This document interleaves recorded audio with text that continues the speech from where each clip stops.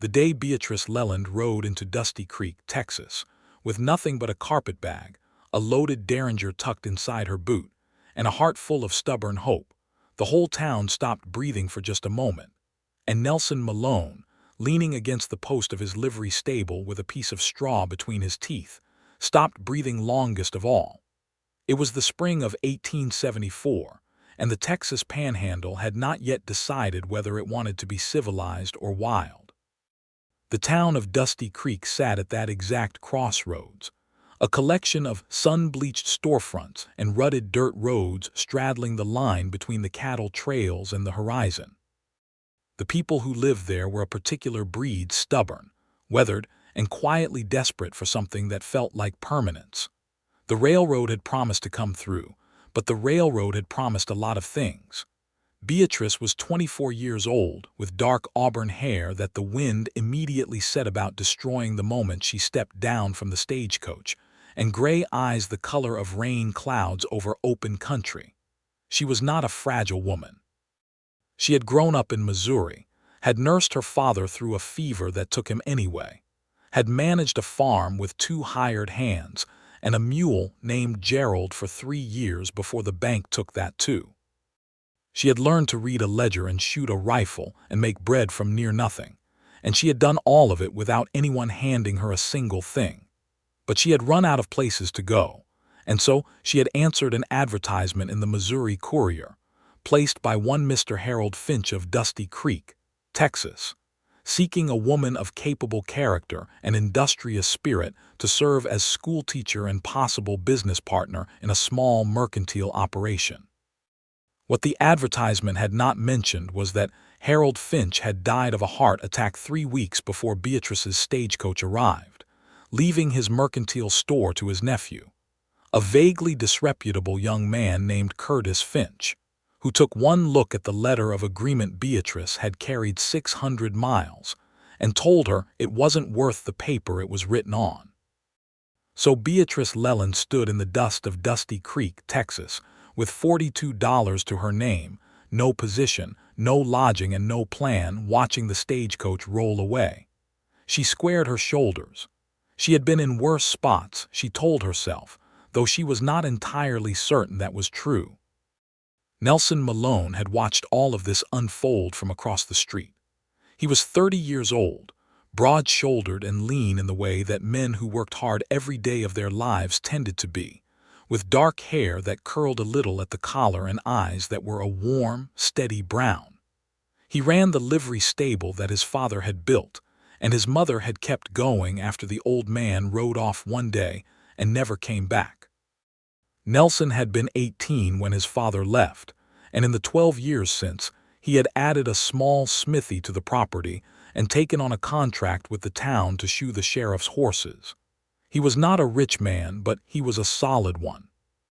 He watched the auburn-haired woman square her shoulders against the world, and something shifted in his chest like a stone finding its right place.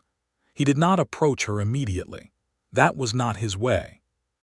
Instead, he finished his work that afternoon, thought about her more than he should have, and then walked over to Mrs. Clara Webb's boarding house, where he suspected she might have gone, because Mrs. Webb's was the only respectable establishment in town that took in lone women without making them feel criminal for it. He found Beatrice in the narrow front parlor of the boarding house, sitting very straight in a chair that was slightly too small for comfort, a cup of tea cooling in her hands, looking at nothing in particular with those gray eyes. Clara Webb, who was 60 years old and had seen everything, was hovering nearby with the particular energy of a woman who has recognized a good story in the making. Nelson took off his hat at the door. "Ma'am," he said, "I'm Nelson Malone. I run the livery across the way. I couldn't help but notice, forgive me if I'm overstepping, but I saw what happened with Curtis Finch. Word travels fast in a small town." Beatrice looked at him. She did not soften her expression, but she did not harden it either. "And you've come to offer me charity," she said. "No, ma'am," Nelson said. "I've come to offer you a job." Clara Webb made a small noise that might have been approval. Beatrice set her tea down. "What kind of job?" "I need someone who can manage accounts," Nelson said. "The livery and the smithy both. I'm good with horses and iron, but numbers and I have a complicated relationship. Mrs. Webb can vouch that I'm an honest man. It's a fair wage, nothing spectacular but honest work. Beatrice studied him for a long moment. Nelson held very still under that gaze, the way a man does when he knows he's being read and he wants to make sure whoever's reading finds the truth. "I have a question," she said. "Yes, ma'am." "Why would you hire a woman you don't know anything about to manage your accounts?" "Because I just watched a woman I don't know anything about take a very bad situation and not fall apart," Nelson said. "That tells me something worth knowing." There was a silence. Clara Webb was practically vibrating. "I'll need lodging that I can pay for myself," Beatrice said. "I won't be beholden." "Mrs. Webb's rates are reasonable," Nelson said. "I'll try it for 2 weeks," Beatrice said. "If the work suits and the wage is fair, we can discuss something more permanent." Nelson nodded. He turned to go and then he stopped. "Miss Leland," he said, "welcome to Dusty Creek. It's a rough town with a good heart, most of the time." He walked out into the late afternoon light and Beatrice watched him go, and Clara Webb said, "That man has not set foot in my parlor in 4 years of living across the street," and Beatrice said, "Don't start," and Clara Webb smiled and said nothing more. The first week was entirely professional. Nelson had not been exaggerating about his relationship with numbers. His accounting books were a monument to good intentions and poor execution, with figures crossed out and rewritten in margins and occasional calculations that Beatrice strongly suspected had been done with a confidence that far outstripped the underlying mathematics. She spent the first 2 days simply making sense of what existed before she could begin making it better. She worked at a small desk in the corner of the livery office, a converted tack room that smelled pleasantly of hay and leather, and the particular warm earthiness of horses. Nelson moved around her without crowding her, occasionally stopping to answer her questions about what various entries meant, occasionally bringing her a cup of coffee without being asked about it, which she appreciated more than she let on. The horses were beautiful. Beatrice had grown up around workhorses, honest animals built for pulling and patience, but Nelson's livery held a variety: cattle horses, travel horses, a magnificent black stallion named Pilgrim that belonged to a rancher named Cord Ellis and boarded there while Cord was in town. Beatrice caught herself stopping work to watch Pilgrim move in the yard, the controlled power of him, the absolute certainty. "You ride?" Nelson asked on the 3rd day, catching her watching. "I do," she said, "though not recently." "There's a gray mare in the 3rd stall," he said, returning to his work. "Sage. She's gentle, but she's not boring. If you want to take her out on a Sunday, you're welcome to." Beatrice thanked him and went back to the ledger. But on Sunday morning, the mare was saddled and waiting, and Nelson was standing beside her with 2 horses ready and a look on his face that suggested he had been standing there hoping for a while.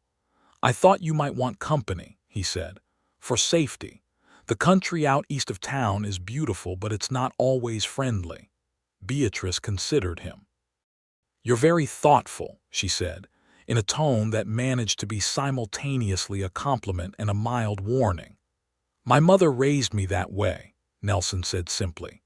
They rode east into the country where the scrub flattened out and the sky opened up enormous and blue above them, and Beatrice felt something loosen in her chest that she had not realized she'd been holding tight. The land was vast in a way that Missouri land was not. There was a scale to it, a kind of indifference, as if the earth here simply did not care what you thought about it, and you were free to decide what to make of that. Some people found it terrifying. Beatrice found it honest. They talked, slowly at first, the way 2 careful people do when they are genuinely curious about each other, but unwilling to show too much curiosity too fast. Nelson told her about the livery, about the smithy, about the contract with the town. He told her about his mother, Margaret Malone, who had moved to San Antonio to live with Nelson's sister after the physical demands of the Texas Panhandle became too much at 70. He did not talk about his father unless she pressed, and she did not press. Beatrice told him about Missouri, about the farm, about her father. She told him about the advertisement and about Harold Finch's unfortunate timing. She told it with a dry, careful humor that made Nelson laugh, a real laugh, open and easy, and she noticed that she liked making him laugh. "You're not angry about how it turned out?" Nelson asked, "coming all this way?" "I was," Beatrice said, "for about 10 minutes. Then I decided that being angry was a luxury I couldn't afford and I should figure out what to do next." She paused. "I've been doing that most of my life." Nelson looked at her for a moment, riding alongside her with the afternoon light turning his face gold. "That's about the most practical philosophy I've ever heard," he said, "and I mean that as the highest possible compliment." Beatrice smiled. It was not a small smile. It was the real kind, wide and unguarded, and it happened before she could think better of it, and she felt the color rise in her cheeks slightly and looked back toward the horizon. Nelson looked at the horizon too, and both of them said nothing, and everything was very loud in the silence. The second week was also professional, though the temperature of it had changed in some way that neither of them named. Beatrice organized the accounts into a coherent system, produced a summary of the previous year's income and expenditures that actually balanced, and identified 3 recurring costs that could be reduced without impacting the quality of the operation. She left this summary on Nelson's desk with a brief explanatory note, and when he read it that evening, he sat very still for a long time and then went and found her in the boarding house. "This is the clearest picture of my business I've had in 10 years, he said, holding the papers. There was something in his voice that was not quite professional anymore. "The fundamentals are sound," Beatrice said. "You've been somewhat careless about costs, but your revenue is consistent and your reputation is good. The operation has room to grow." "You figured that out in 2 weeks, Nelson said. "It was in the numbers," Beatrice said. "The numbers always tell you the truth if you know how to ask them." Nelson set the papers down on Clara Webb's parlor table. He looked at Beatrice with an expression that was careful and honest and slightly defenseless. "I'd like you to stay on," he said, "permanently, or for as long as you want to stay. The wage goes up." "How much?" Beatrice asked because she was practical. He named a figure. "That's fair," she said. "Good," Nelson said. He picked up his hat. He turned it in his hands. "Miss Leland," he said, "I want to be straightforward with you because I think you're a person who prefers that." "I am," she said, and she held very still. "I enjoy your company," he said. "Not just as an employee. I think you're exceptional, and I don't say that to make things uncomfortable, and if you'd rather keep things entirely professional, I will respect that absolutely, but I thought you deserved to know." The parlor was very quiet. Clara Webb was absolutely not listening from behind the kitchen door. "That is straightforward," Beatrice said. "I work at it," Nelson said. "I'll think about it," she said. "That's all I'm asking," he said, and he put his hat on and walked out, and Beatrice sat in Clara Webb's parlor for a long time after that, looking at her own hands, thinking about the weight of something that felt very much like the beginning of something she had not planned for, and was not at all sure she was ready for, and could not seem to feel anything but glad about. Dusty Creek in the spring of 1874 was a town in the middle of finding itself. The cattle drives from the south passed through regularly, bringing drovers and trail bosses and all the attendant chaos of men who had been riding hard for weeks and wanted to spend their wages as fast as possible. The saloon, which was owned by a woman named Adela Cross who ran it with an iron hand and did not tolerate nonsense, was the economic heart of the night side of things. The daytime economy ran on the mercantile, now managed by Curtis Finch with no particular competence, the general store, the doctor's office, and Nelson's livery. There was also a small school, which had been without a teacher since the previous one had married a rancher and relocated 40 miles north. The children of Dusty Creek were consequently running slightly wild, which was a source of significant anxiety for their parents and considerable delight for themselves. It was Sheriff Tom Briggs who came to Beatrice with the proposition, 3 weeks after her arrival. He was a solid, gray-templed man of 50 who wore his badge with the tired authority of someone who had long ago accepted that the law in a frontier town was less a shield than a negotiating position. "I've been told you're educated," the sheriff said, settling himself in the chair across from Beatrice's desk in the livery office. "I am," Beatrice said. She glanced at Nelson, who was pretending to organize a bridle on the wall behind her. He was not organizing it. "We've got 14 children in this town with nothing to keep their minds occupied," Briggs said.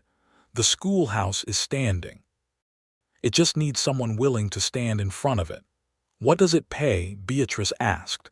Briggs named a figure that was modest but real. Beatrice looked at Nelson. "The accounts take about 3 hours of solid work a day," Nelson said, not looking up from the bridle. "There's time." "You'd be doing both?" Briggs asked.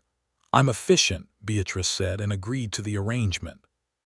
The schoolhouse was a single room with 6 rows of rough-hewn benches, windows that needed reglazed, and a blackboard that had been installed optimistically and then mostly ignored.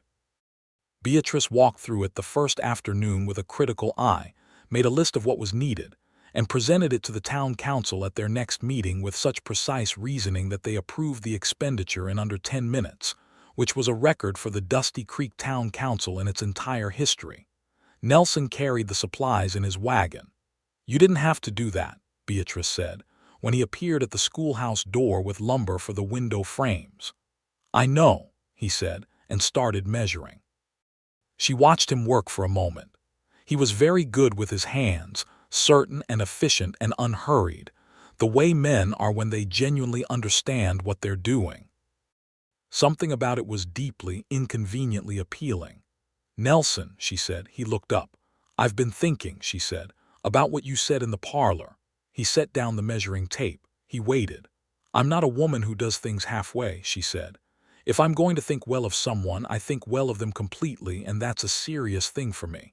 I've watched a lot of people I thought well of let me down. My father wasn't a bad man, but he died and left nothing. The bank wasn't cruel, but it took everything. Harold Finch wasn't dishonest, but he had bad timing that cost me a great deal." "That's a lot of things going wrong," Nelson said. "Yes," she said. "So when I say I'm not quick to trust, I want you to understand that it's not a personal reflection on you. It's just how I'm built now." "I understand that," Nelson said. "But I want you to know," she said, looking at him steadily, "that I don't think you're like any of those situations. And that matters to me. That's what I've been thinking about." Nelson Malone was quiet for a moment in the way that men are when they are feeling something large and don't want to flood the room with it. "I appreciate you telling me that," he said. "I'll try very hard to deserve it." "See that you do," Beatrice said. But her voice had gone soft around the edges, and she turned back to the window she was measuring before either of them said anything more. The school opened on a Monday in late April with 11 students ranging from 6 to 14, and Beatrice stood at the front of the room with a chalk-dusted hand and looked out at the row of faces looking back at her, curious and wary, and already, some of them, calculating how much trouble they could get away with, and felt something she had not felt in a long time. She felt necessary, not obligated, not desperate.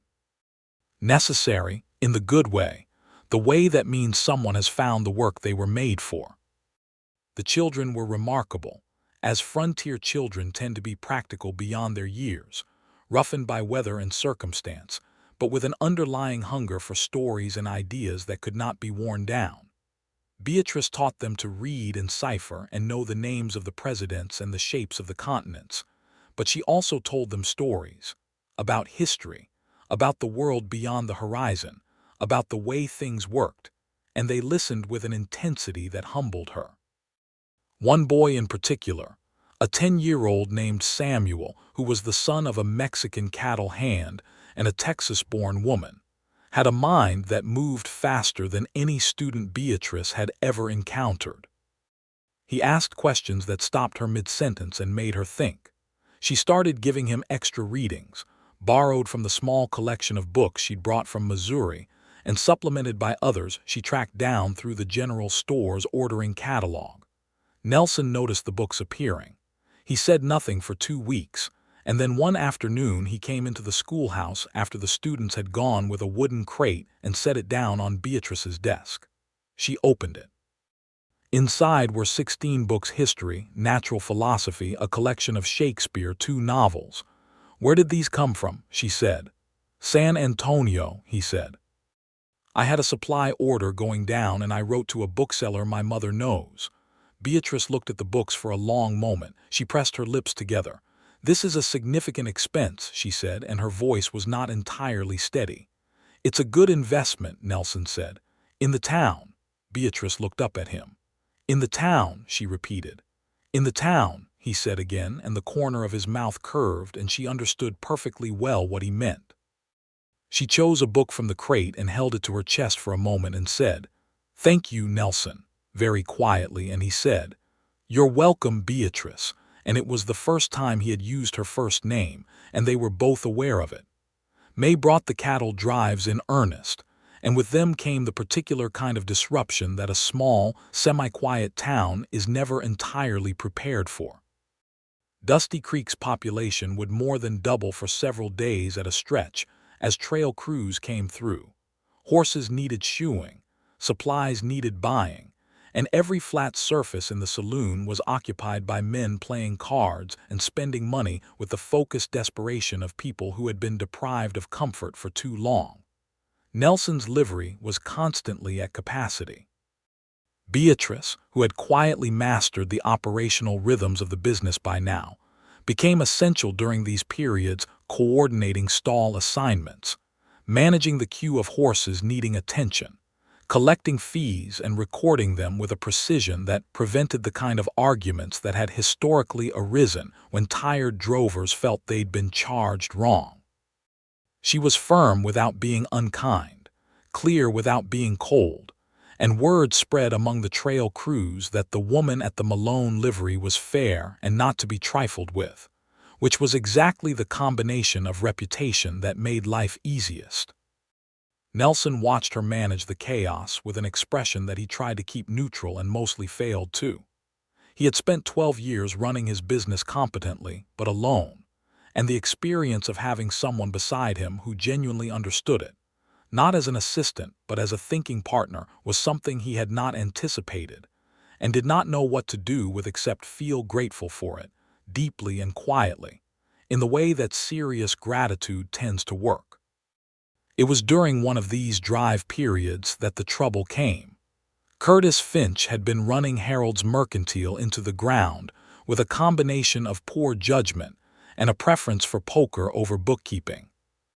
His suppliers had grown impatient with late payments. His prices had drifted, some too high, some too low, with no coherent logic. But what made things genuinely difficult was that Curtis had taken to blaming Beatrice for the Mercantile's losses. His argument, delivered loudly in the saloon to whoever would listen, was that Beatrice's arrival had changed the spending patterns of the town, that she had taken the schoolteacher position that should have gone to someone already here, that she was spending the school budget in ways that pulled money away from the Mercantile's school supply sales, and that her management of Nelson's accounts had set a standard no normal businessman could compete with. This last complaint was, objectively, the most absurd, but Curtis had a talent for finding an audience among men who shared his general disposition toward resentment. Beatrice heard about it from Clara Webb over breakfast, delivered with the careful neutrality that Clara used when delivering information she considered both important and inflammatory. "I see," Beatrice said, and buttered her toast. "Nelson heard about it too," Clara said. "I imagine he did," Beatrice said.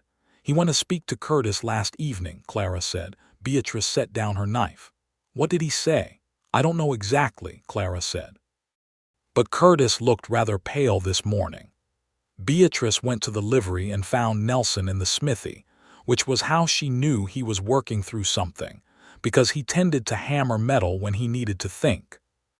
"I heard you talk to Curtis Finch," she said. Nelson kept hammering for a moment, then set the iron aside and turned.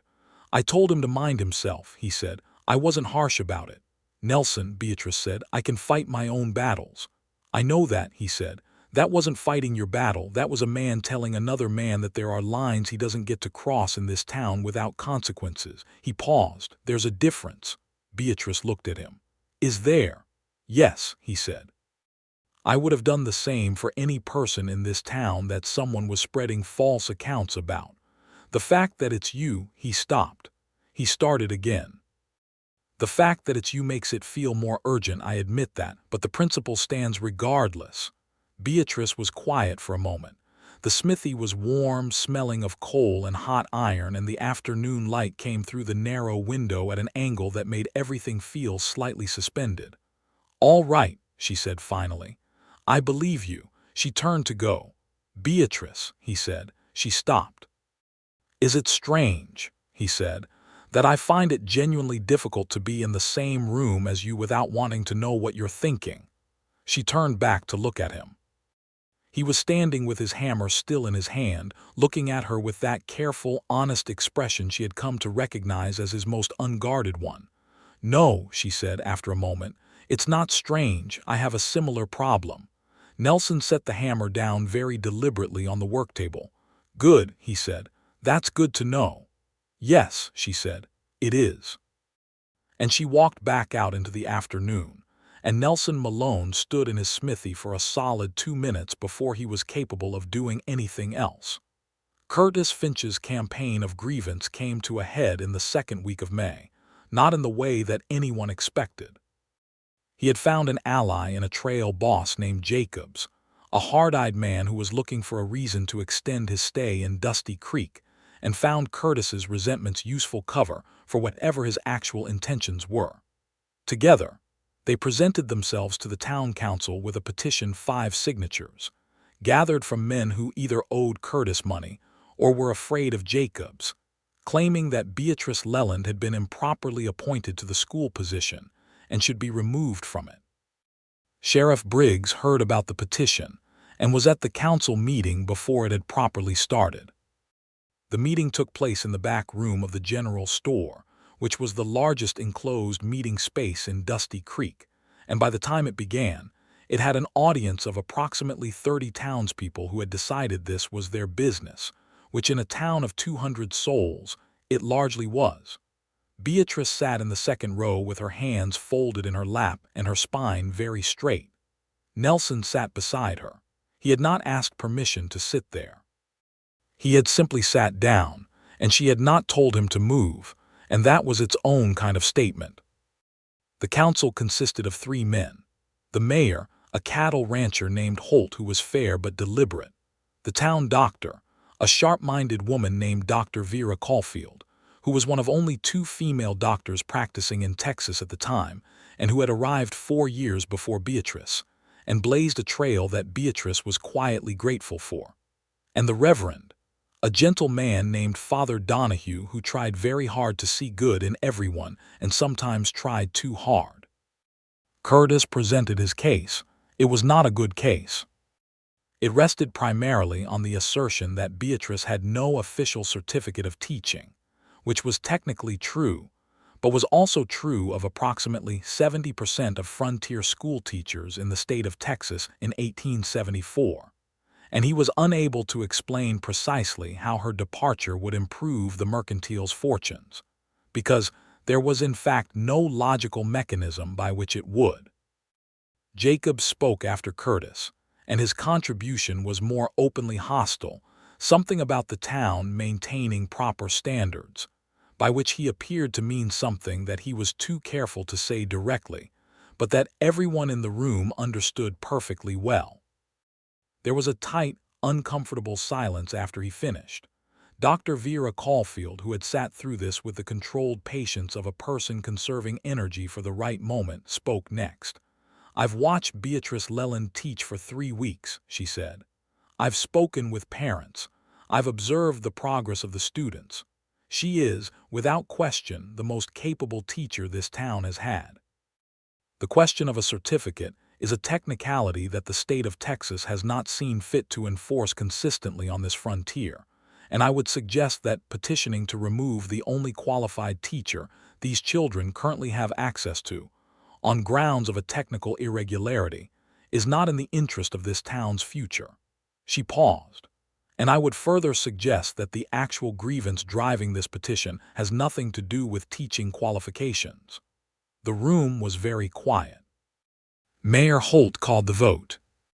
It was 3-0 in favor of Beatrice Leland remaining in her position, with Father Donahue's contribution being a vote, and a pointed look at Curtis Finch that communicated more pastoral disappointment than the Reverend's usual gentle demeanor generally allowed.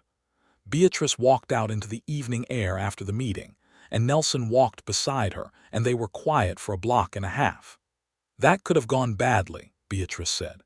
"It didn't," Nelson said. "Dr. Caulfield was extraordinary," Beatrice said. "She usually is," Nelson said. "She doesn't often deploy it at full strength unless the situation warrants it. I should thank her. She'd appreciate that." Nelson paused. They had reached the point where the road forked, one direction toward the boarding house, one toward the livery. "Beatrice," he said. She stopped walking and looked at him. The evening was purple and gold around them, the way Texas evenings get when the dust catches the last of the light and the first stars were appearing, still pale against the fading blue.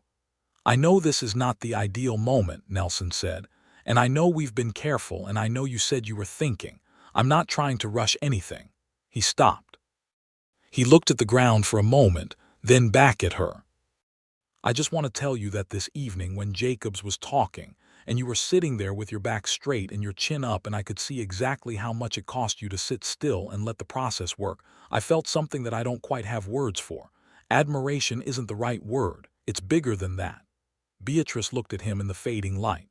Something moved across her face, something real and unguarded, a tide coming in. "Nelson," she said quietly. "Yes," he said. "Stop talking," she said, "and walk me home." He looked at her for a moment. A slow smile, real and warm, began in the corners of his eyes before it reached his mouth. "Yes, ma'am," he said. He did walk her home, and they talked the whole way about everything and nothing. About Dr. Caulfield's history, about the town council's peculiarities, about a star formation she recognized from her father's old almanac. And when they reached the door of Clara Webb's boarding house, Nelson stopped and said good night, and Beatrice said good night, and he was 3 steps down the path before she said, "Nelson." He turned. "Thank you," she said, "for sitting beside me." "Always," he said simply, and walked away into the dark. And Beatrice stood on Clara Webb's porch in the Texas evening and understood, with the particular clarity that comes when a feeling has grown large enough to no longer be deniable, that she was falling in love with Nelson Malone, and that she was not frightened by it anymore. The summer arrived with its full weight, the kind of heat that turned the air to something almost physical, and Dusty Creek settled into the rhythm of long days and warm nights that the frontier summer imposed. The cattle drives thinned as the season peaked, the drovers moving north toward the markets, and the town breathed in the quieter space between. Beatrice had been in Dusty Creek for 3 months.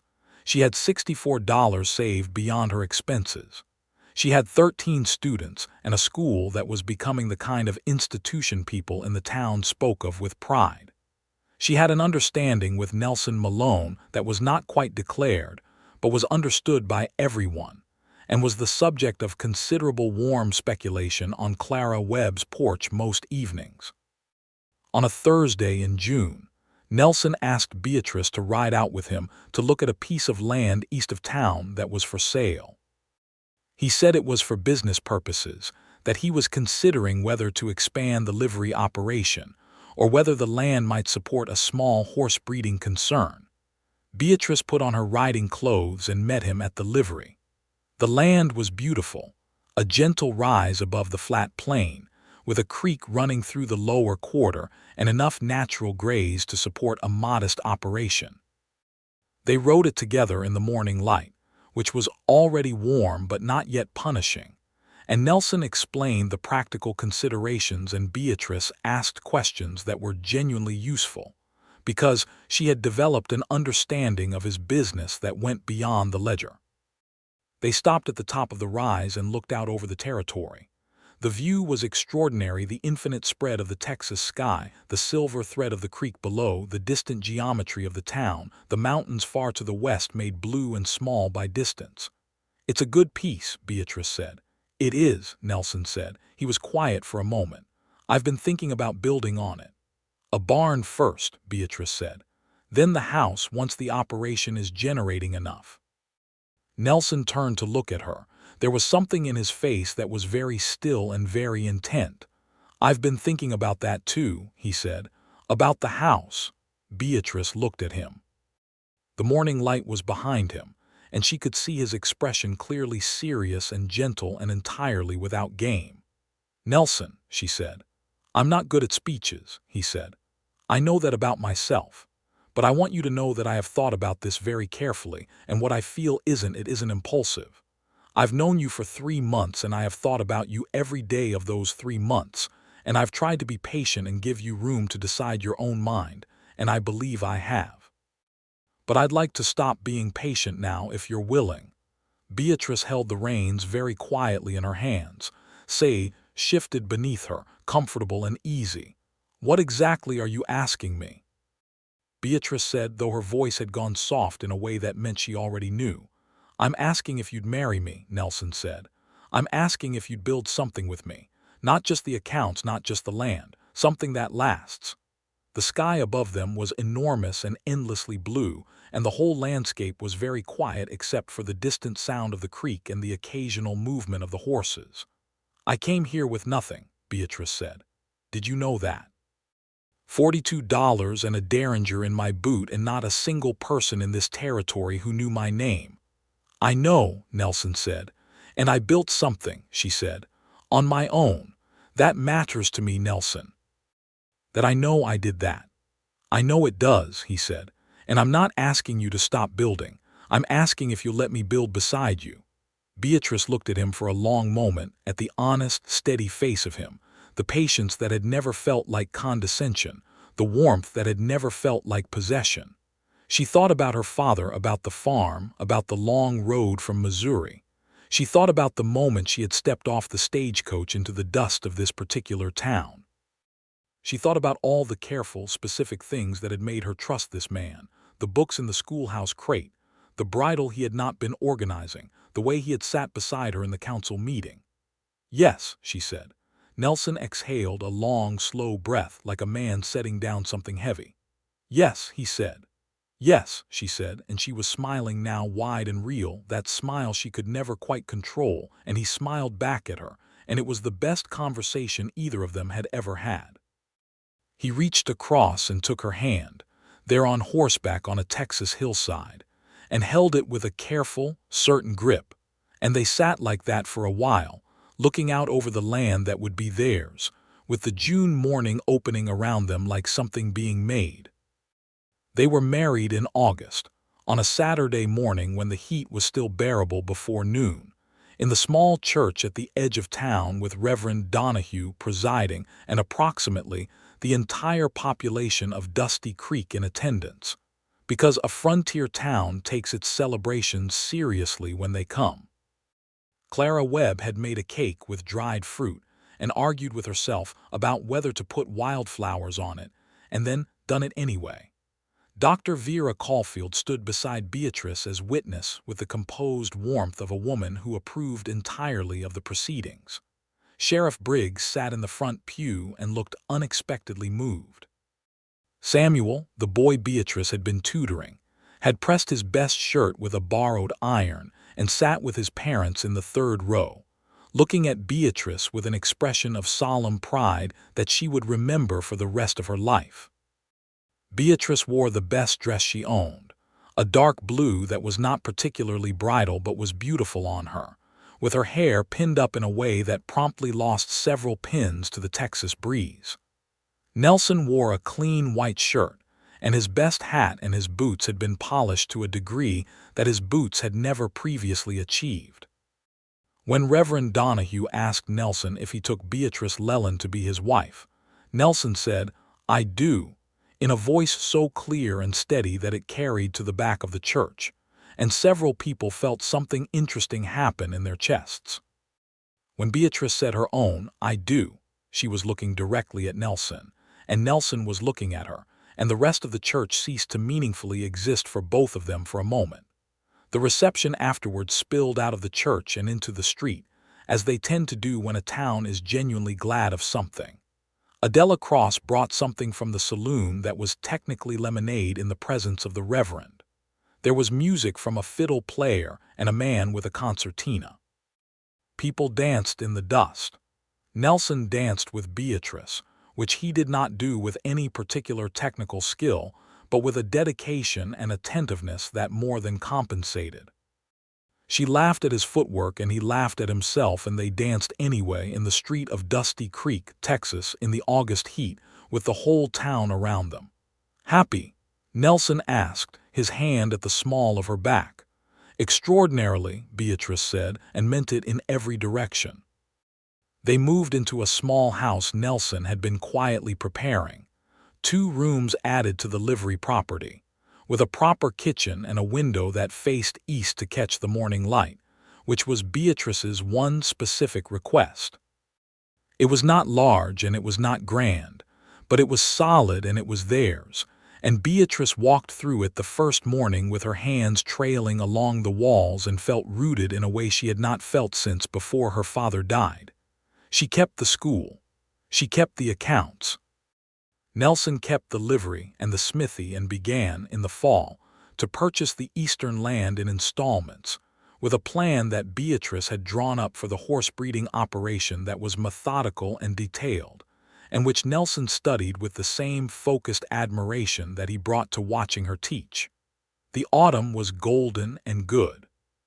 The school expanded to 15 students, and Beatrice wrote to a bookseller in Austin and a contact in San Antonio who knew of educational materials being distributed by a teachers' association, and the schoolhouse accumulated resources at a rate that surprised even the town council, which approved a small annual budget for the purpose, largely because Beatrice had presented the proposal with the kind of logic that made resistance feel unreasonable. Curtis Finch, whose mercantile finally gave up the ghost in October when his last 2 suppliers refused him further credit, left town quietly one Tuesday morning with his remaining assets on a mule, which was fitting. No one was particularly sad to see him go, and the building was quickly purchased by a couple from Georgia who ran it considerably better. Jacobs, the trail boss, had moved on with the drives and was not seen in Dusty Creek again, which suited everyone. Nelson's mother wrote from San Antonio. The letter was warm and curious and full of practical questions about Beatrice's background and opinions, which Beatrice answered directly and honestly. Margaret Malone wrote back, shorter but warmer, and the 2 women began a correspondence that would last for years. In November, Beatrice confirmed what she had been quietly suspecting for 3 weeks. She told Nelson on a Tuesday evening, sitting in their kitchen with the lamp turned up and the smell of dinner still in the air, and Nelson went very still and then looked at her with an expression that was so undefended and so full that she felt tears she had not expected rise behind her own eyes. "Are you well?" he asked first. Are you all right?" "I'm perfectly well," she said. "I'm more than well." "Good," he said. "Good." He got up from the table and came to where she was sitting and crouched down so he was at her level and took her face in his hands very gently and looked at her for a long moment with those steady brown eyes and said, "I have no idea how to adequately tell you what I feel right now." "You don't have to find the words," she said. "I can see it." "Good," he said again and pressed his forehead to hers, and they stayed like that for a while in the lamplight. The winter was cold and dry, as Texas winters can be, with a quality of cold that was not Missouri cold but was insistent in its own way. The school maintained a wood stove that Nelson kept supplied without being asked. Beatrice ordered an additional primer from Austin and organized a small winter reading program for the older students that met on Saturday mornings, which 5 parents attended along with their children, which was not something Beatrice had anticipated but which she adjusted for with her usual practicality. Samuel's progress had become remarkable. By February, He was reading at a level well beyond his age, and his mathematical ability had begun to exceed what Beatrice could straightforwardly teach him without accessing resources she didn't have. She wrote to Dr. Caulfield, who had connections to an educational organization in Austin, and through that correspondence began the slow, careful process of advocating for Samuel to have access to higher education when the time came. This was not a simple thing. In 1874 Texas, for the son of a Mexican hand and a working-class woman. Beatrice was clear-eyed about that. But she was also a person who had learned that obstacles were most effectively engaged as practical problems to be solved, rather than walls to stand at and despair in front of. And she approached it in exactly that spirit. Nelson supported this effort the way he supported most of the things Beatrice undertook, by providing resources where he could, by lending his name and credibility when it was useful, and by asking good questions that helped her think through the problems. The collaboration of their marriage had taken on a texture that both of them had hoped for, and neither had been entirely certain was possible genuine partnership, each of them bringing something the other needed, each of them made better by the presence of the other. The baby came in late June of 1875, on a morning when the sky was already bright and hot, delivered by Dr. Caulfield with her usual competent calm and Beatrice's characteristic determination. Clara Webb had been at the house since dawn, managing everything that did not require medical attention. Nelson had been forbidden the room and had spent several hours in the kitchen, which Clara reported to the town later as the most thorough kitchen cleaning in the building's history. It was a boy. They named him James, for Beatrice's father, with Thomas as a middle name, for no particular reason except that it sounded well and they both liked it. James Thomas Malone was born healthy and loud, and with a forceful personality that made itself apparent from the first day, which amused Nelson and did not surprise Beatrice at all. The summer of 1875 had a particular quality to it that both Nelson and Beatrice would remember always.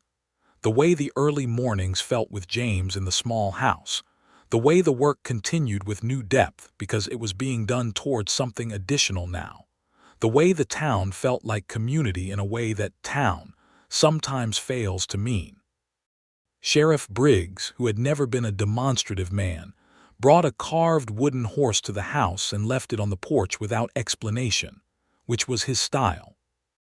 Dr. Caulfield came by regularly in the first weeks with the confident efficiency of a woman who took health seriously and human beings personally.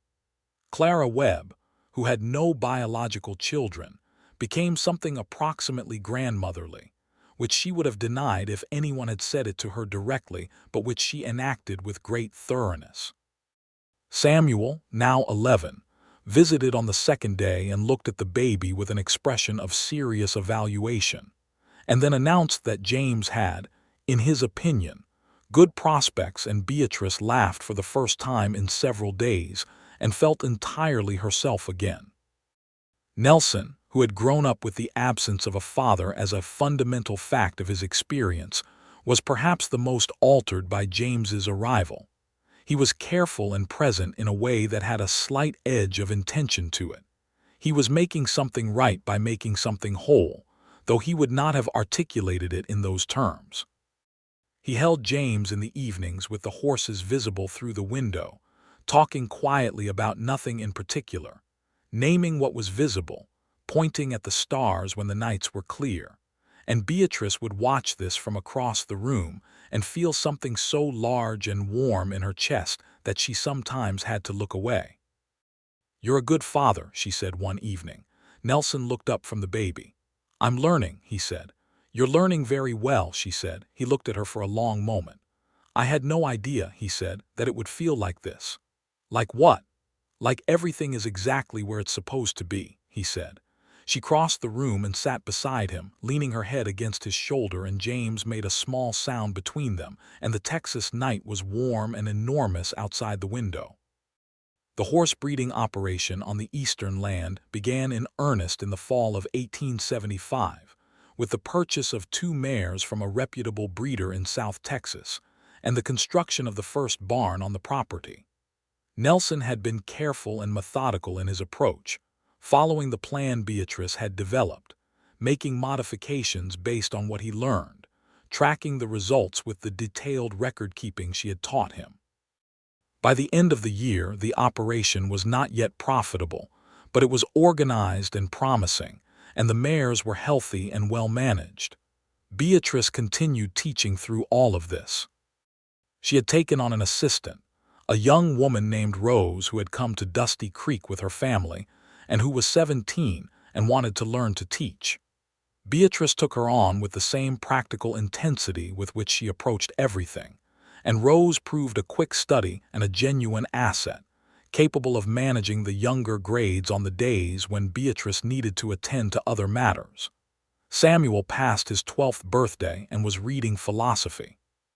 His father, a quiet man named Diego who was one of the most skilled riders in the county, came to Beatrice one afternoon with his hat in his hands and said, "You are changing my son's life," with a directness that required no embellishment, and Beatrice said that Samuel was changing it himself, which was true, and which she needed Diego to understand.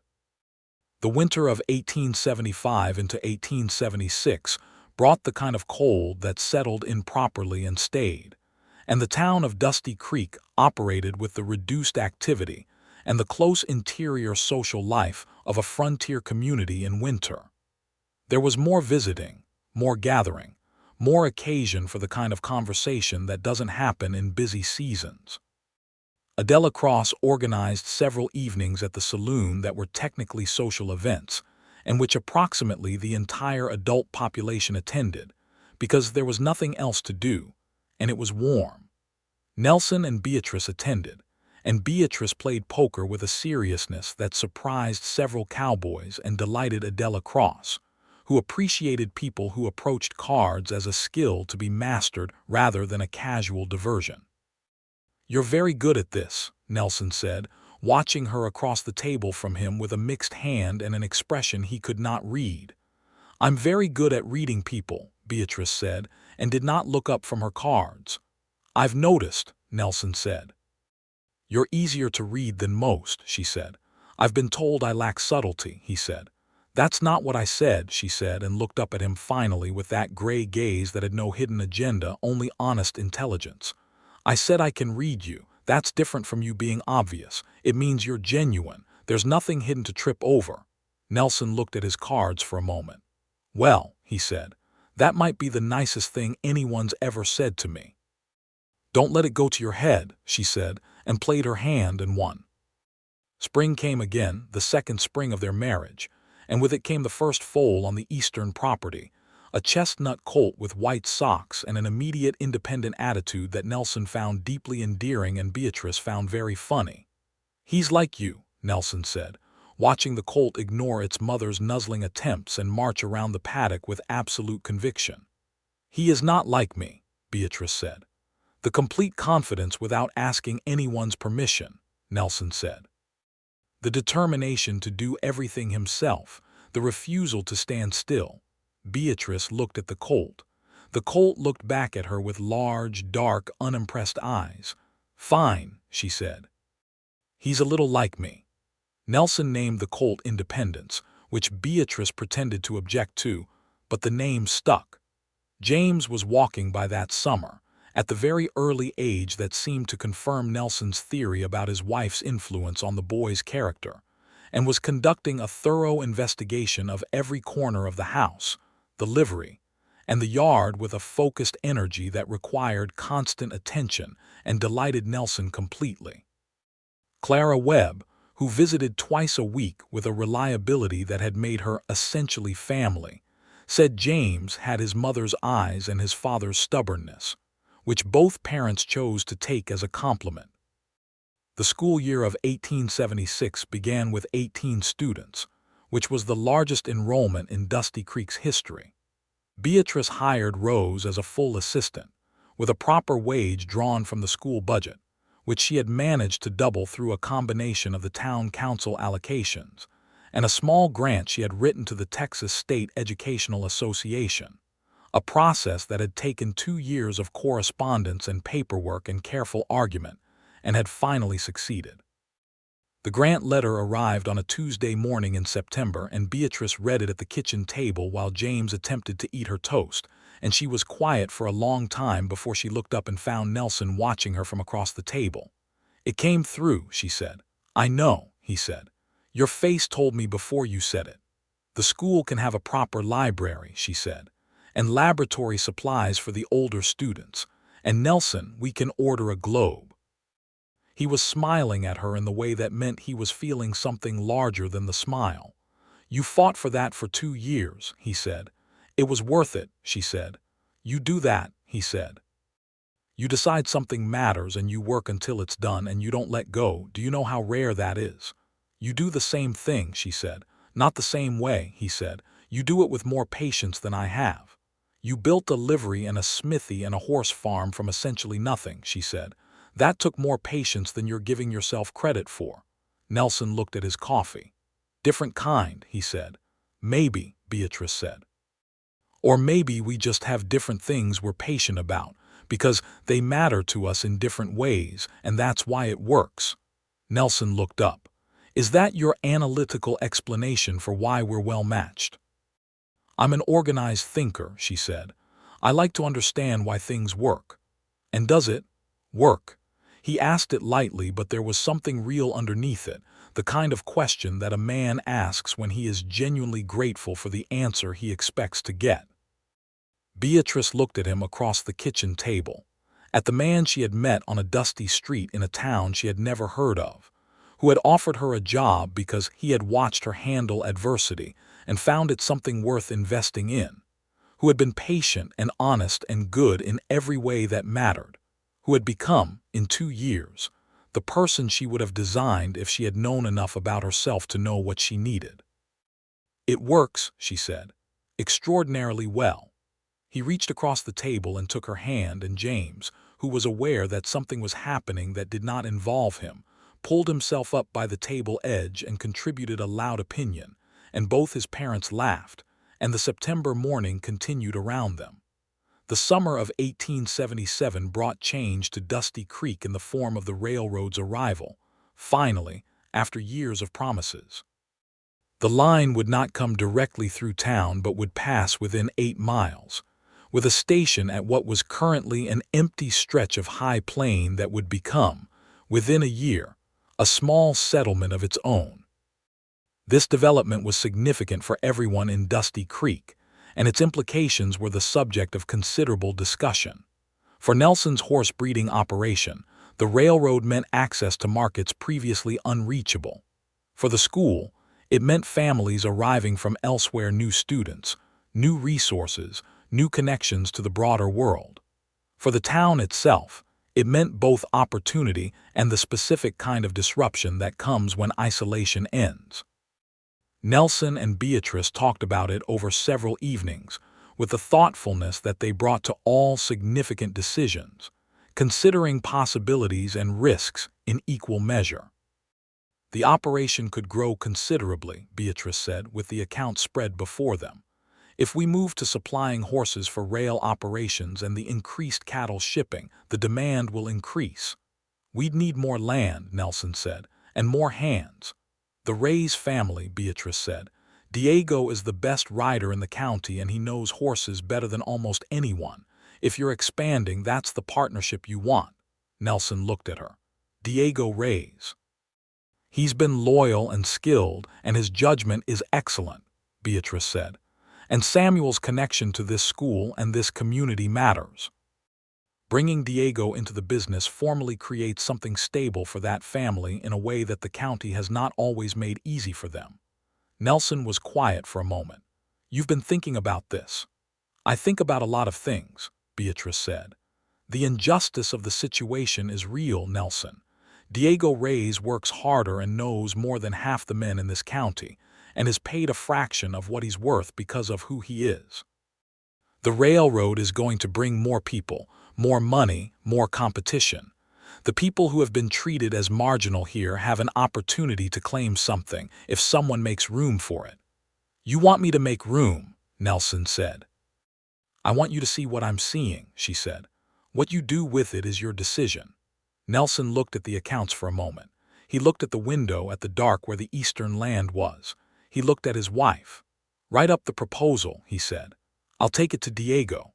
Diego Reyes, when presented with the partnership offer by Nelson Malone on a weekday afternoon, looked at it for a long time without speaking, with the kind of stillness that means someone is deciding whether to believe something is real.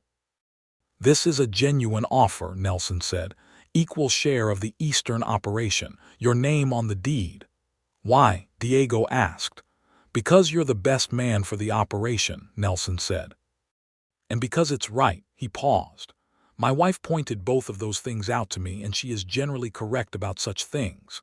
Diego was quiet for another moment. Then he said, Your wife is an unusual woman.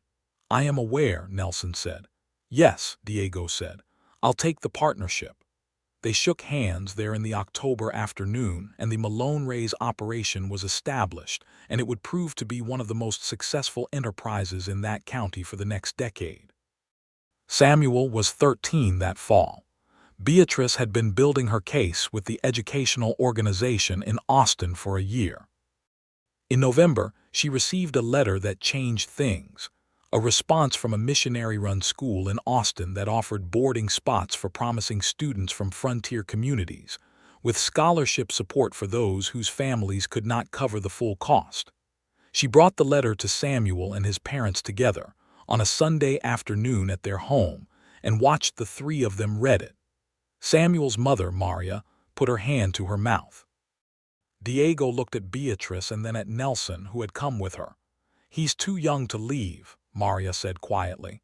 Not for 3 more years, Beatrice said gently. This is for when he turns 16. It gives us time to prepare him and to prepare the financial arrangements. We can contribute to the cost, Nelson said. Beatrice and I have discussed it. Diego shook his head. This is different, Nelson said. This is something we want to do, not charity, investment, in a young man whose education matters to this town and to us personally. Samuel, who had been reading the letter a second time, looked up. At 13, he already had a quality of focused intelligence that was almost formal, a gravitas. His teachers might have called it, if his teachers had been the kind to use that word. I would be a good student there, Samuel said. I would not waste the opportunity. I know that, Beatrice said. I'll go, Samuel said, looking at his parents. When the time comes, I'll go. Maria reached out and took her son's hand and held it, and the 4 adults and the boy sat in that small house in Dusty Creek, Texas, with something important settled between them, and the afternoon light was warm and gold through the window. 1878 brought the second pregnancy. Announced in February with the same combination of news and immediate practical attention to Beatrice's own well-being that had characterized the first. James was almost 2 by then, walking and talking, and engaged in ongoing territorial disputes with the cat that Clara Webb had given them for mouse control, and which had developed a personality entirely incompatible with toddler authority. This pregnancy was harder, not dangerous, Dr. Caulfield assured them, but more tiring, more present, in a way that required Beatrice to negotiate with herself about how much she could take on. This was a negotiation she conducted with some difficulty, because her natural instinct was to take on everything and wait for the difficulty to come to her. But Nelson was attentive without being overbearing, and Dr. Caulfield was direct about what mattered, and Rose had become capable enough to carry the school through periods when Beatrice needed to reduce her hours. The baby was born in September of 1878, early on a Wednesday morning before the heat had fully built, and was a girl, Emma Louise Malone, pink and determined, with a quality of presence so immediate that Nelson, who had been allowed in the room this time because Beatrice had insisted, stood looking at her for several seconds without speaking. She has your expression, he said finally. She's been here for 4 minutes, Beatrice said, exhausted and radiant. Still, Nelson said, already. That exact look of knowing exactly what she's thinking. Is that an observation or a complaint? Beatrice asked. Neither, Nelson said. It's the best thing I've ever seen. Clara Webb, who had been managing James in the kitchen through the night and was herself somewhat undone by the morning's events, brought James in to meet his sister with the cautious ceremony that the occasion warranted. James regarded Emma with an expression of solemn assessment that was remarkably similar to the one Samuel had deployed on James 3 years earlier, and then declared that she was acceptable, which was taken as high praise. Emma grew. James grew. The school grew. The horse operation grew, with Diego's partnership transforming it from promising to genuinely excellent. They were supplying horses to 3 railway contractors by 1879, and the reputation of the Malone Rays breeding program was known well beyond Dusty Creek. Nelson was in San Antonio twice a year now for business, which he disliked for the length of the trips but which Beatrice accompanied him on when the children's schedules permitted, and those trips had their own pleasure. The city, with its larger bookstores and its concerts, and its different quality of life, was something Beatrice could engage with for 3 or 4 days before she was glad to return to Dusty Creek, which told her something useful about who she was and where she belonged. She wrote to her mother's sister in Missouri, the only remaining family connection from that chapter, and received occasional letters in return, warm if distant, from a woman who had her own life and her own concerns but who sent gifts for the children and was genuinely glad that Beatrice had found her footing. In 1880, Samuel Rays turned 16 and left for Austin on the stagecoach. The railroad came closer now, but the station was still a ride, with a trunk of books and a new suit that Beatrice had insisted on, and Diego had paid for with a straight spine, and a dignity that was not defiance but was, in its own way, exactly as powerful. Beatrice stood at the edge of town and watched the coach until it turned and was gone, with Emma on her hip and James standing very straight beside her, trying not to show that he was sad, because James at 6 was working hard at being stoic and it was not quite successful yet. He'll write, James said. He will, Beatrice said, and he'll come back. In the summers, Beatrice said. James considered this. That's long, he said. Yes, Beatrice said. It is, but he's going somewhere he's supposed to be. That matters more than the distance. James thought about this for a long moment. Is that why you came here? He said. Because this was somewhere you were supposed to be. Beatrice looked at her son, at his father's brown eyes and his own particular thoughtfulness and the way he had already, at 6, begun asking questions that deserved real answers. I came here looking for something, she said. I didn't know exactly what, and then I found something I wasn't looking for which was better. Papa, James said. And you, Beatrice said. And Emma, and the school and Dr. Caulfield and Clara Webb and Samuel and all of it. She shifted Emma to her other hip. All of it together, that's home. James seemed to accept this. He took his mother's free hand as they walked back toward the town. The morning was bright and already warm, and Dusty Creek was exactly as it always was, and that was exactly right. Nelson was waiting for them at the livery, because that was always where he was, doing the work of his life with his hands, and when he saw them coming down the street, Beatrice with Emma on her hip and James at her side, he raised a hand in greeting and smiled the way he smiled, when what he was seeing was the best thing in his world, which was most of the time now. That evening, after the children were asleep, Nelson and Beatrice sat on the porch in the last light of the August day, with the western sky going purple and gold in the particular way that the Texas sky does, which never gets ordinary no matter how many years you watch it. He's going to do something remarkable, Beatrice said, about Samuel. He already has, Nelson said. He got to Austin. I mean beyond that, Beatrice said. He's going to be someone that people remember. Because of you, Nelson said. Because of himself, she said. I just made space. You're very good at that, Nelson said. Making space for people to be who they are. Beatrice looked at him. In the evening light, his face was warm and familiar and dear in the way that faces become when you have studied them for years and found nothing that disturbs you. "You've done the same thing," she said. "You made space for me when I arrived with $42 and a derringer and no plan at all." "I offered you a job," he said. "You did more than that," she said. "You looked at me on the worst day I'd had in a year and saw something worth engaging with. That's not a small thing, Nelson. I've thought about it many times. That's the kind of thing that changes the direction of a life." Nelson was quiet for a moment. The evening insects were beginning, and the horses in the stable made their settling sounds, and the town was murmuring itself toward dark. "You changed my direction too," he said. "I was a man doing his work well and living alone in a small house, and occasionally going to Clara Webb's for a decent meal. That was my life, and it was fine. And then you came, and fine stopped being sufficient as a description for anything."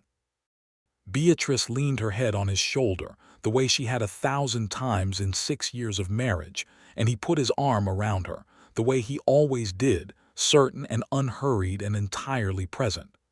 "I love you," she said. "I don't think I say it often enough. I'm not always comfortable with things that can't be solved or organized, and love is neither of those, so I sometimes handle it by demonstrating it practically. But I want to actually say it." "I know," he said. "I've always known." He pressed his lips to her hair. "I love you too, more than I can put into good sentences. You know what I'm like with words." "You're fine with words," she said. "You told me I was exceptional in Clara Webb's parlor 6 years ago with perfect clarity." "That's the only good speech I've ever given," he said. "It was sufficient," she said, and she was smiling and he was smiling, and the Texas evening was enormous and peaceful around them. The years that followed had the quality of something built slowly and deliberately, and well, the kind of life that does not make dramatic announcements about itself, but simply continues, deeper and richer, adding layers the way rivers add silt, shaping everything in ways that are not visible until you look back across the distance. The school became, in time, a genuine institution. Rose took over as head teacher when Beatrice stepped back to a supporting role in 1882, and Beatrice served as an advisor and administrator and tireless advocate for funding and resources, a role she was perhaps even better suited to than the classroom, because it required exactly the combination of analysis and persistence and careful human reading that she had spent her whole life developing. The schoolhouse was expanded in 1883, a second room added for the growing enrollment, and Beatrice was there the day the new room opened with her children on either side of her, and Nelson's hand at the small of her back.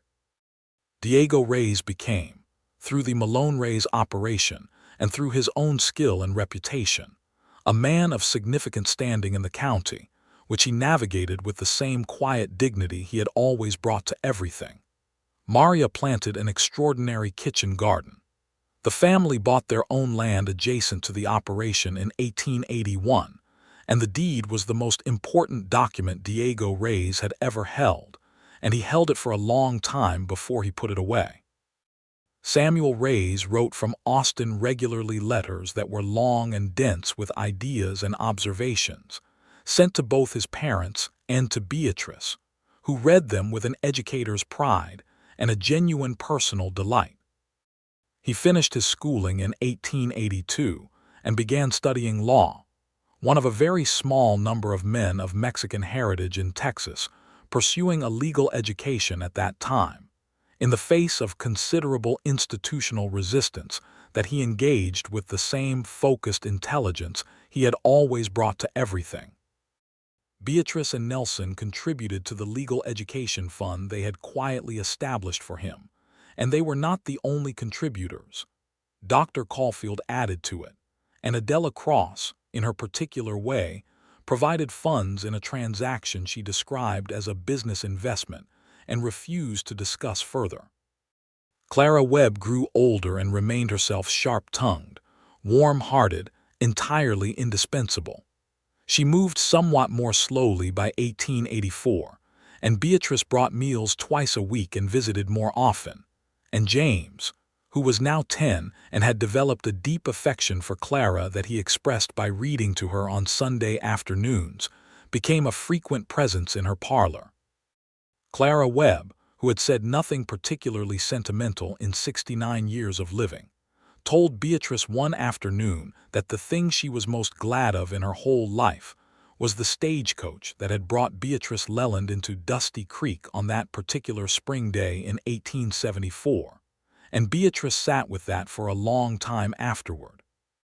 Emma, who was 6 in 1884, was conducting what she called scientific investigations of the yard, the creek, and any animal she could get close to, including the cat, who had reached a cautious détente with her that it had never fully achieved with James. She had her mother's precision and her father's warmth, and a quality of original thinking that made both parents occasionally look at each other over her head with expressions of genuine wonder. Beatrice was already planning quietly for what Emma's education would need to be when the time came. James was 10 and beginning to show the shape of who he was going to be, someone who would work with his hands and also with his mind, who loved the horses the way his father did, and read the way his mother did, and was going to need a very large world to contain all of what he was becoming. He had started working the horses alongside Nelson on weekends, with a natural ease that made Diego Reyes nod with approval, and Nelson feel something inarticulate and enormous. In the spring of 1885, Samuel Reyes returned to Dusty Creek for a visit, now 21 years old and studying for his final legal examinations, with an understanding of the law and a command of language that made the courtroom speeches Beatrice had imagined for him seem genuinely possible. He sat in the schoolhouse on his first morning back and looked around at the room he had sat in as a boy, and then he looked at Beatrice, who was showing him the new library shelves, and said, "I think about this place every day." "The school," Beatrice said. "The whole thing," Samuel said. "The way things were here, the way you fought for what we needed. I use it, you know, as a model. When things are resistant and the system doesn't want to change, I think about how you approached it practically, patiently, without anger taking over, and I use that." Beatrice was quiet for a moment. "Samuel," she said, "you are going to do more good in your life than I could have imagined for you, and I imagined quite a lot." "You showed me it was possible," he said simply.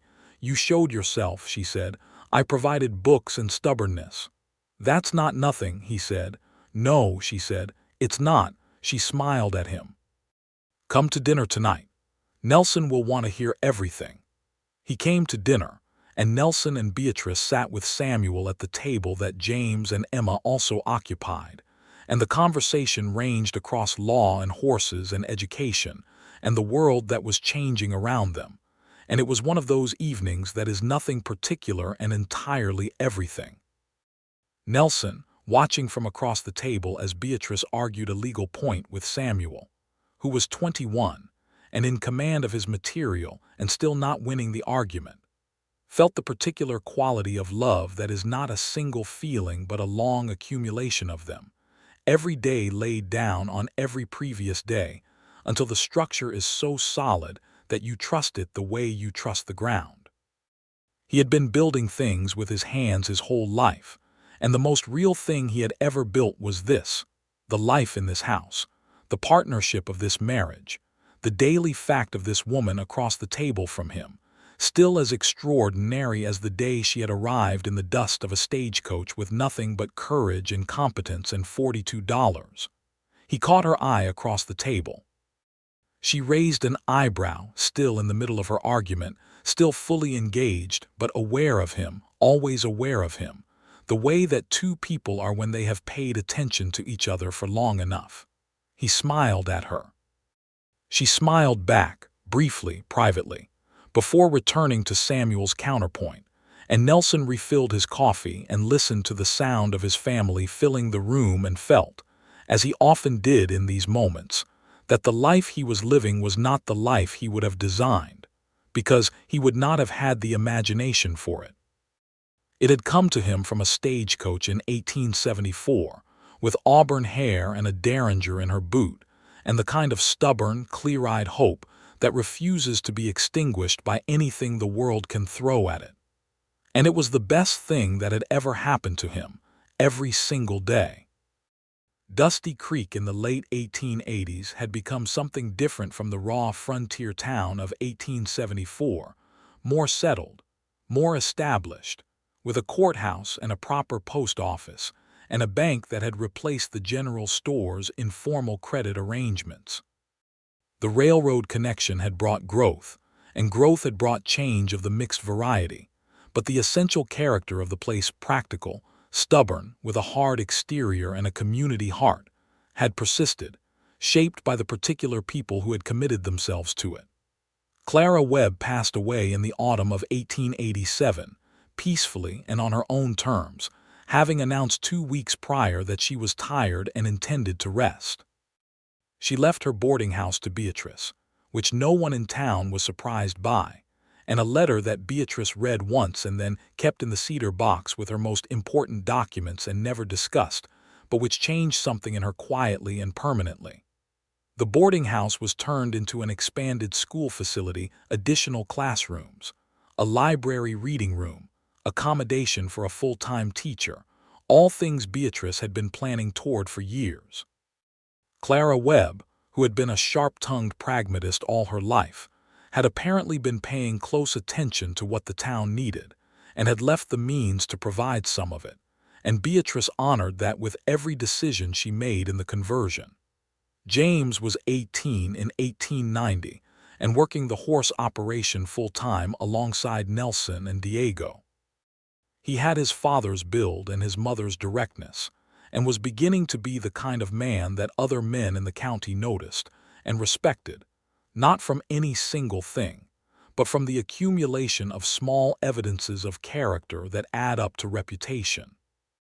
He was still, emphatically, himself, occasionally impulsive, always curious, deeply loyal, but the edges of that were developing the kind of discipline that comes from caring about something enough to be patient with it.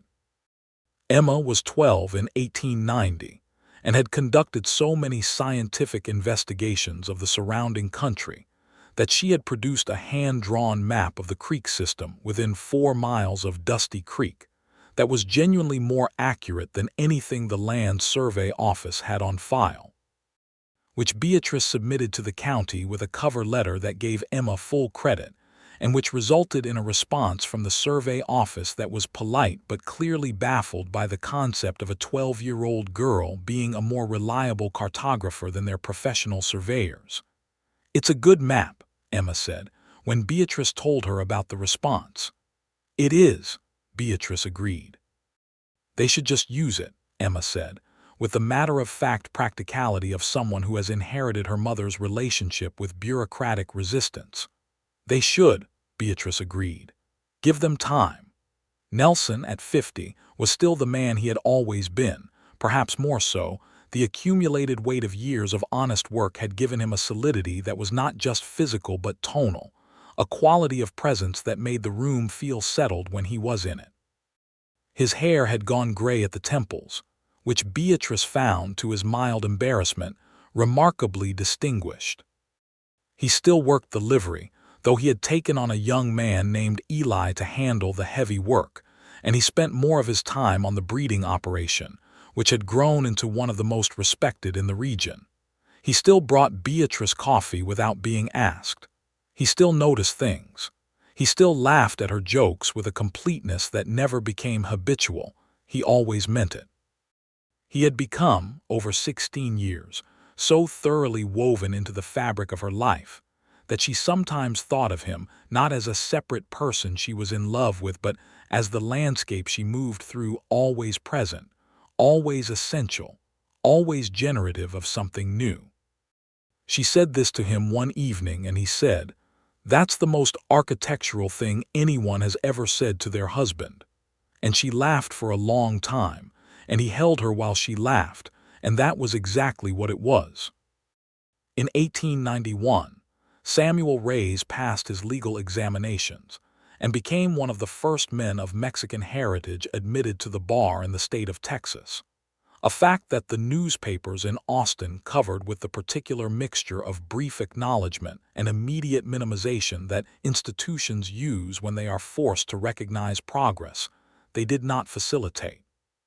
Samuel wrote to Beatrice and Nelson about it with no drama at all, just the facts and a brief sentence at the end. "I thought of Dusty Creek today." Beatrice wrote back, "We thought of you always." Diego and Maria Reyes received a letter the same day from their son, and that evening the Malone and Reyes families had dinner together, as they often did, and the table was very full and very loud and exactly right. Nelson stood at the head of the table and raised a glass, a simple tin cup, because that was what they had and what they used, and said, "To Samuel, to what's possible." "To what's possible," the table repeated, and the dinner continued, and James got into an argument with Samuel about cattle law that was both intellectually serious and extremely funny, and Emma ate her dinner with the focused efficiency of a person who intends to grow up and do something significant.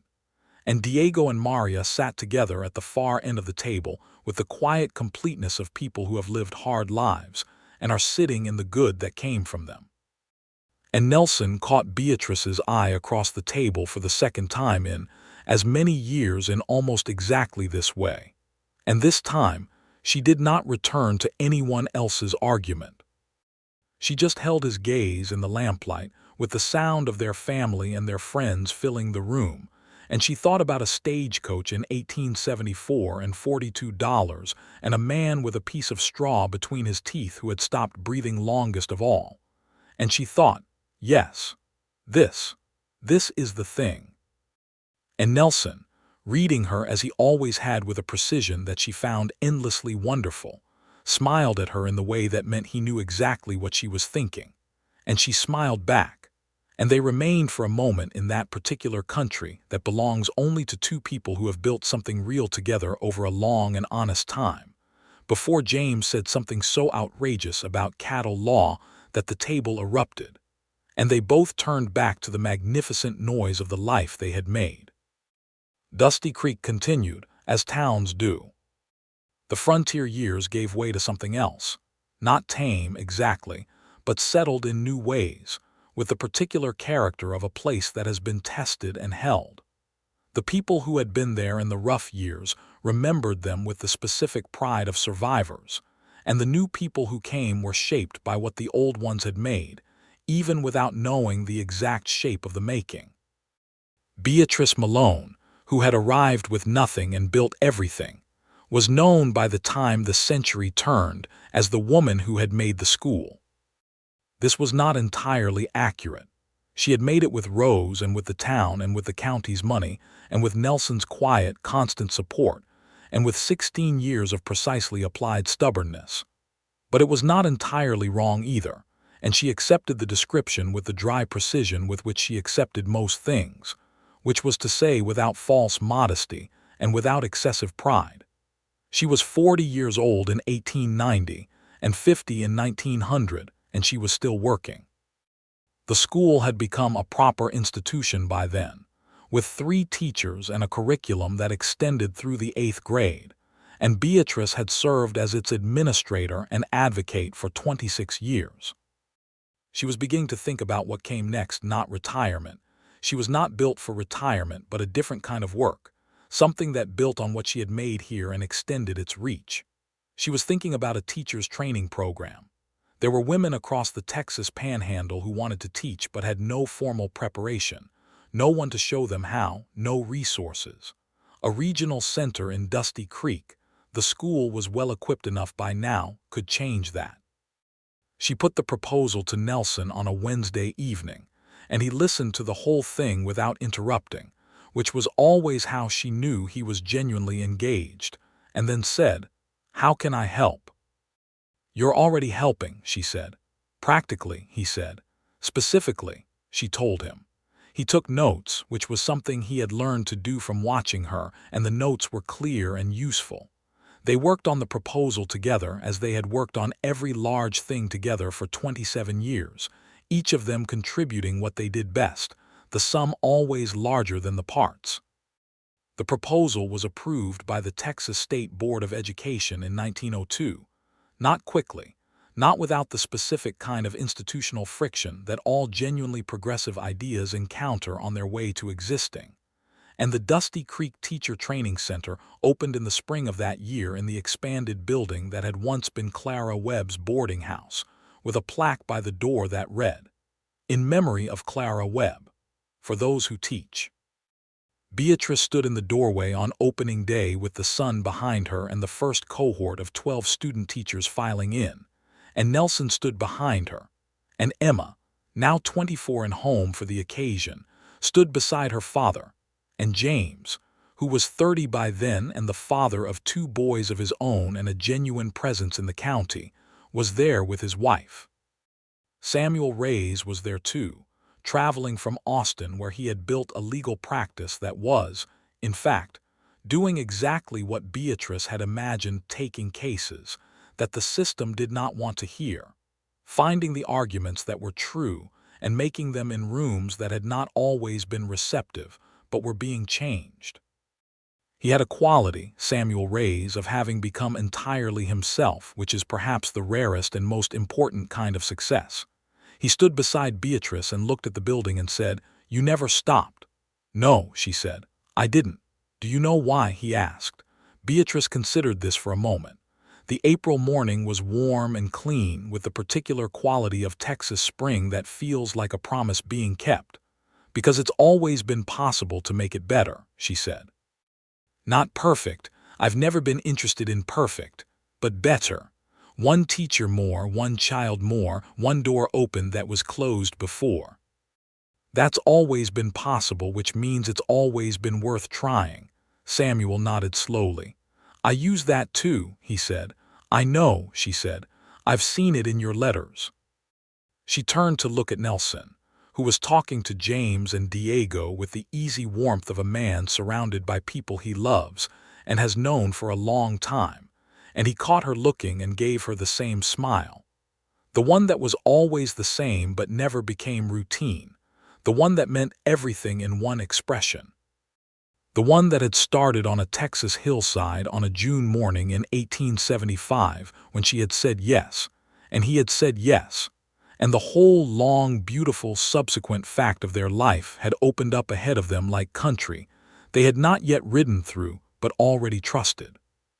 She walked to him, through the small crowd of this particular day in this particular life, and he put his arm around her naturally, the way he always did, and she leaned into him the way she always did, and they stood together and watched the teachers file into the building that had once housed a boarding house where a woman had noticed that something between 2 people was beginning, and the morning continued around them, full of consequence and full of grace. There would be more years after this one. There would be Emma's education. She did become a scientist of sorts, a naturalist, spending years mapping and documenting the ecology of the Texas Panhandle with a rigor that eventually found its audience in a university in the East that was willing, by 1910, to take the work seriously. There would be James's sons growing up to ride the land their grandfather and great-grandfather had cultivated, and to add to it in their own ways. There would be Samuel Reyes, who eventually did stand in a courthouse in Austin and make an argument that was heard in the way that certain arguments eventually must be heard, and whose name would be in the history books in ways that the men who had tried to diminish him could not have predicted. There would be more letters, more evenings on the porch, more horses, more mornings with coffee and accounts, and the particular ongoing conversation of 2 people who have made a life together and find, every day, that there is more to say. There would be Nelson at 60, still working, still precise with his hands, still the man who had looked at a woman off a stagecoach and seen something worth engaging with, still asking what she was thinking because he genuinely wanted to know and always had. There would be Beatrice at 60, still practical and still exact and still capable of the wide, unguarded smile that she had never successfully prevented in moments of real happiness. Still the woman who had arrived with $42 and made everything from it, not because the world had been easy, but because she had never once looked at an obstacle without also seeing a way through it. But all of that was future, and this moment, the April morning of 1902, the porch of a building that had been made from stubbornness and care, the arm around her shoulders, the Texas sky enormous and endlessly blue above. This moment was now, and it was enough, and it was more than enough, and it was exactly the life that had been waiting in Dusty Creek, Texas.